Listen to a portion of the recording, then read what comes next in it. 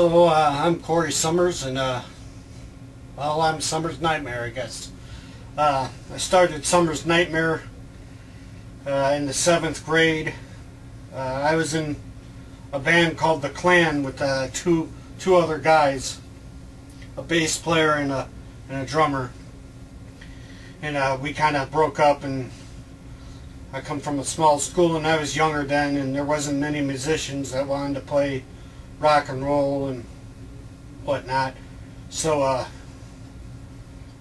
was playing with this 4-track at a local music center, a 4-track recorder at a local music store, and I saved up one summer and bought it and decided to do everything myself. I had a bass guitar, and I bought a drum machine, and I just decided to do everything myself. It was kind of an accident, you know. It wasn't something that I sat down and said, hey, I'm going to be a solo artist or, you know, a recording artist. It just kind of was pushed into it by necessity, and that's how I've been doing it ever since.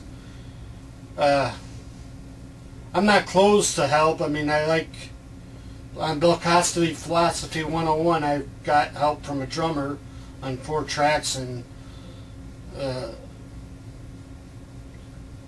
ambient group, Majnai's Terrestrials, helped me out on one of the songs. And I jam with people, you know, when they ask me to come over and jam, I'll jam with them and everything. And I'd be open to have another band, and, you know, I think collaboration between people is a beautiful thing. But when it comes to Summers Nightmare, you know, I put the songs that I make for Summers Nightmare, I really have a vision on, you know, I'm going to play D, you know, I know what the rest of the song is going to sound like, or what I want it to sound like, or what I want from the song. It's not always that easy to where I envision the entire song and how long it's going to be and how many solos there's going to be in it. It's not like that at all, but I at least know what I want from the song emotionally when I sit down and start creating.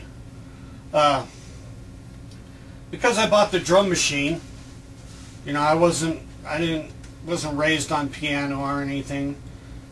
Because I bought the drum machine, it brought me into the MIDI world, the world of MIDI, musical instrument digital interface, and I had to use MIDI to save my patterns, my drum patterns. Well, I then decided, well, why don't I buy a keyboard, and bought a keyboard, and then next thing you know, I buy a sequencer.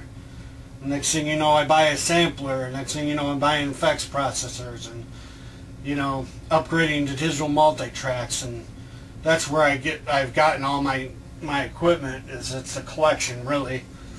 But kind of like how I started making music myself, that was kind of an accident in its own too. I just started buying stuff to make my sound bigger instead of just bass, guitar, and vocals. I wanted, you know, piano in it or whatever, and so I bought the keyboard to use samples and whatnot of other things to put in there to make a bigger sound, more professional, I guess, for lack of a better term, more, you know, fuller sound. I mean, I love albums that are a power trio, you know, that it's guitar, bass, and vocals, and that's it, you know. One of my favorite bands is the Ramones, and look how minimal their sound is, you know. No solos, rhythm guitar, drums, bass, vocals, let's go, you know. That's cool, you know, but I didn't see myself doing that kind of music. Yeah, Ramones were a big influence on me. I really liked the band Iron Maiden when I was growing up. when I bought the drum machine and stuff, I started getting into house music and industrial music, 9 Inch Nails, Utah Saints, the Chemical Brothers, and when they came out, they came out a little bit later. But I really like Daft Punk. I like anything that's, you know, honest and innovative. You know, if a band kicks butt and they sound really heavy and they're really raw and everything, well, that's honest. You know, they're obviously angry, and that's very honest. But if they're not doing anything new and exciting, then it's pointless. Well, the same thing if you have something that's very experimental and innovative, but there's no soul to it or emotion. I don't get into that either. So it's like you have to have a well balance between the two. You get the two balanced out well, I think that makes for good classic music.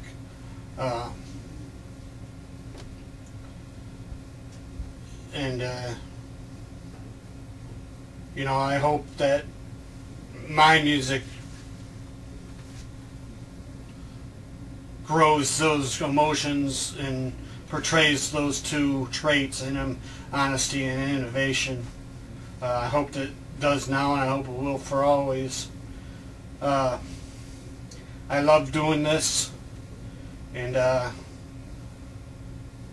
mean, they'll have to pry my guitar from my dead hands. There's no way I'd ever even think about stop doing this. I've been doing it so long now that I can't imagine in the world not making music. All right.